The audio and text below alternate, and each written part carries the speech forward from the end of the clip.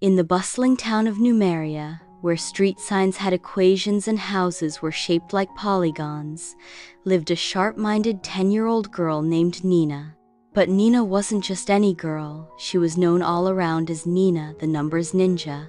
With her braided hair, math tool belt, and a hoodie with the pi symbol on the back, Nina was famous for solving the toughest mysteries using logic, patterns, and of course math. One bright Monday morning, as the birds chirped in a perfect 4/4 rhythm, Nina received a message on her secret decoder watch. "Nina, emergency at the Numeria Art Museum. Priceless vases are vanishing, without a trace.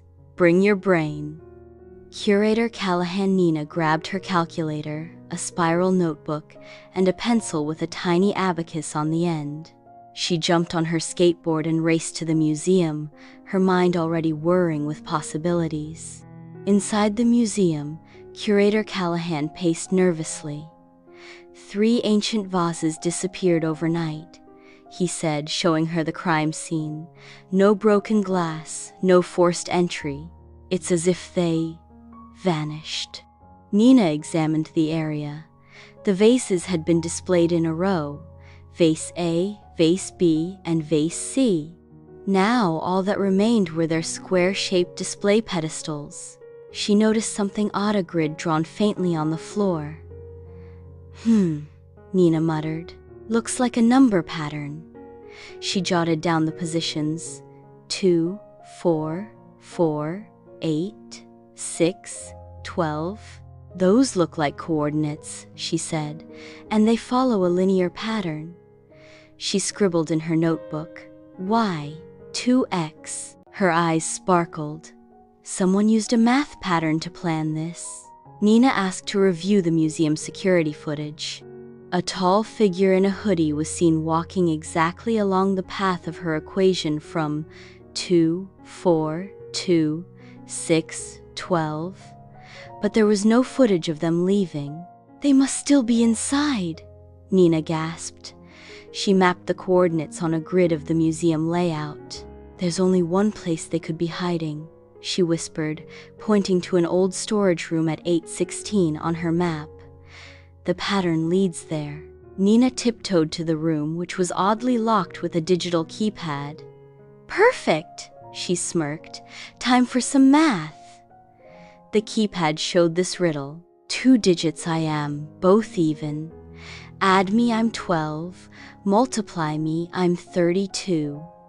What am I? Nina grinned. Easy peasy. She listed the even pairs. 2, ja 1, 10 equals 12. Nope. 2, Cheng 2, 10 equals 20. 4 ja 1, 8 equals 12. 4, Cheng 2, 8 equals 2. 636. 6 Cheng 2, 636. Got it 4 and 8. She tried 48 on the keypad. Click. The door creaked open. Inside was a shadowy figure holding the vases in a sack. "Who dares?" he barked. "I do," Nina said confidently, stepping into the light.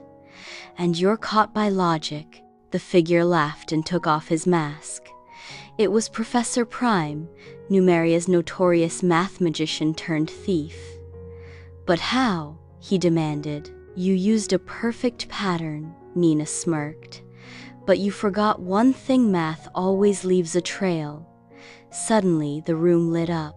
The museum guards, alerted by Nina's coordinates and clues, rushed in and arrested him. Back at the museum lobby, news reporters swarmed Nina.